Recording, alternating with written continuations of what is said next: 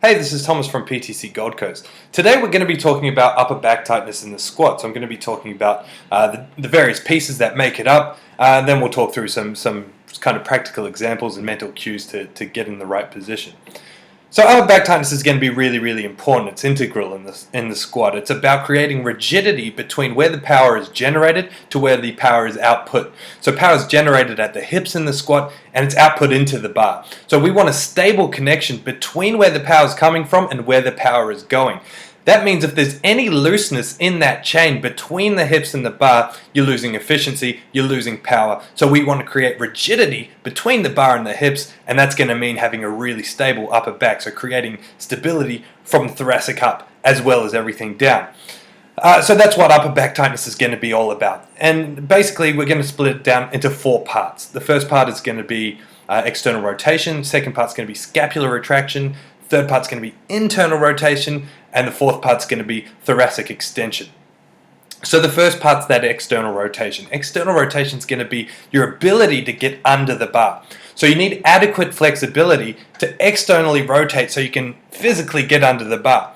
Now, for all intents and purposes in this video, we're mainly talking about the low bar position because that's where most powerlifters are going to squat. However, low bar, high bar, it doesn't matter. The principles are exactly the same.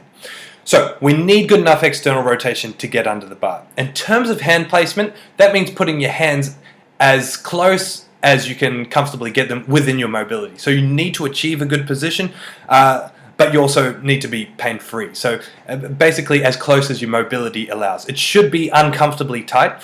The feeling should feel like it's taking a lot of energy to hold this position, but the weight itself should start to feel a lot better. It should feel like the power is being more efficiently transferred into the bar, which is what we're trying to achieve.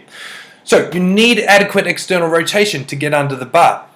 Without that external rotation, you're going to come into a host of problems. You're going to make compromises at your wrists, at your elbows, at your shoulder, and that's going to lead to loading of the wrist, loading of the elbows. It's going to lead to the head of the humerus pushing into the bicep tendon, which causes that bicep tendonitis. It's going to lead to loading of the elbows, which causes that elbow pain that we typically get from squats. It's probably one of the most common powerlifting ailments, so it's really important that we get this piece right.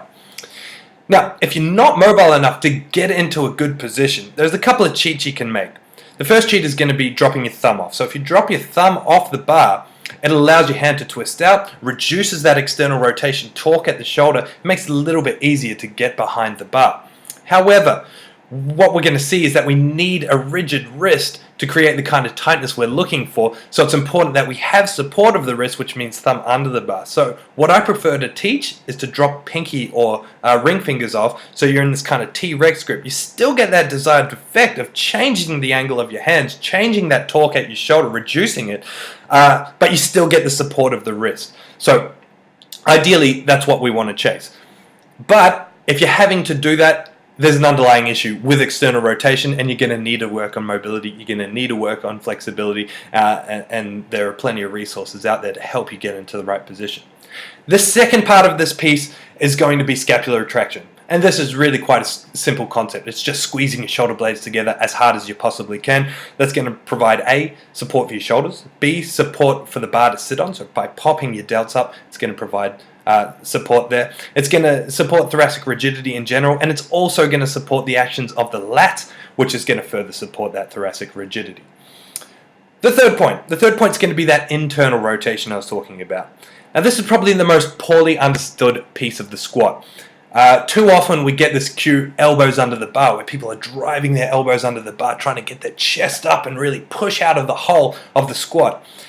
The issue here is that when we drive our elbows under the bar, what we're really doing is cueing thoracic extension. So extension of the thoracic, chest going back like you would in a bench to arch for a bench. We don't want movement through the spine. We want a rigid spine. We want that power to be transferred from the hips to the bar. We don't want to break in that chain. The other thing that does, by driving the elbows forward, what you're actually going to do is create looseness at the shoulders, looseness at the wrist, get the elbows under the bar, which is going to load up the elbows, and that's when you're going to create those problems. So instead what we're actually trying to do, or what we should be trying to do, is push the bar backwards. So instead of driving the elbows under the bar and pushing up out of the hole of the squat, the cue should be to push your head and chest backwards, so you're getting movement at the hips rather than in the thoracic. So part of that is going to be rigidity at the wrist. So having a rigid wrist is going to create only one rotation point. So if our wrist is loose, when we rotate at the shoulder, we've got two rotation points, the shoulder and the wrist. By creating rigidity here, when we internally rotate, we create this isometric contraction between external and internal rotation, which is going to generate the kind of tightness we need to support the shoulder joint. The other thing it's going to do, if I isometrically contract internally, what we're going to see is my rear delt kind of pop out and up, which is what we want. In a position of scapular retraction, in internal rotation, we create the low bar shelf for the bar to sit on. And that's exactly what we want in the squat. So the fourth piece of this is going to be a contraction of the lats to support thoracic rigidity, so thoracic extension essentially. Because when we cue that internal rotation, when we cue engagement of the core, what it does, it puts us into this kind of thoracic flexion position where we're a little bit hunched over at the top. We don't want that. We want rigidity and we want neutrality of the spine. So the way we're going to counteract that is by pulling the elbows down, levering up until we're in a neutral position. So it's not rotating the elbows under, it's actually contracting the lats and really pulling the elbows in. So the cue that I teach my lifters is to squeeze the belt with their lats, and that's going to create, pull us back into a neutral position, create support around the thoracic while still using the core, which is what we want to do. So like I said, I'm going to use a model to kind of demonstrate how we set up under the bar. So I've got Buddy here with me, and he's going to just show us how to engage your upper back so you can get the most tension. So basically what you're going to do, once you grab the bar, as you swing under, you're going to create that kind of scapular retraction we were talking about. You want to internally rotate the shoulders to create that kind of shelf that we're looking for. Why aren't you doing this? Why aren't you working with me? Alright, Buddy was no help. So we're going to talk through some videos instead.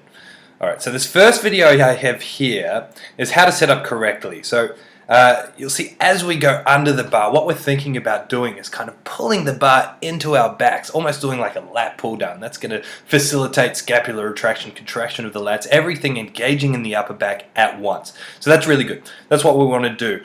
We're going to go under at an angle and set up at an angle because it allows us to pull with the lats, and it also allows us to maintain a good position with the wrists. So once you've pulled yourself into the bar, what you're going to do is walk yourself under the bar. Before the unrack, we're just going to double check, make sure we're at wrist forward, elbows back, engaging everything as tight as possible, get that set in position, and then you're set to go. And then the objective would be to maintain that through the lift.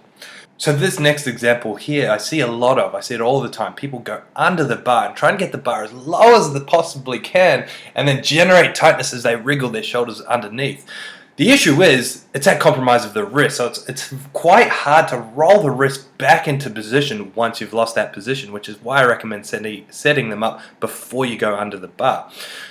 So in this example here, we've got good scapular retraction, good engagement of internal rotation, good support of the wrist, but all that's missing from there is just that contraction downwards of the lats to get the chest up, and that can actually be quite easily facilitated after the unrack, although it is better to set it up for the unrack. Obviously on the unrack we want the weight to feel light, easy, well supported, so everything's set tight, and then all you have to do is take your breath and do the squat, or do your walkout, take your breath and do the squat. So this next example is one of the cheats I was talking about. So this is squatting without the thumbs around the bar. So you're still able to generate quite a bit of scapular retraction, quite a bit of internal rotation, but you're never going to have as much support around the wrist as you would with the thumb under the bar, which is why I recommend the next way of setting up if you've got an issue with external rotation, which is pinkies off the bar. So with the pinkies off the bar, you can still generate that rigidity through the wrist, and you can still create the same kind of support that you would have with a full fist around the bar, even if you lack the external rotation to get into a good position. In terms of mental cueing, the way I get my lifters to set up is going to be that first way, if possible. So squeezing the bar into their back as they come underneath, squeezing the lats, walking under, wrist forward, elbows back, and then to engage the lats, to hold that thoracic rigidity, squeezing the belt with their lats, pulling their elbows down into the belt. And that's going to help create the ultimate upper back tightness. Beat it. Go away. You fired. I really hope you found this video helpful. If you've got any questions, just put them in the comments below and we'll get to them as soon as we can. Otherwise, stay tuned for more content. Thank you.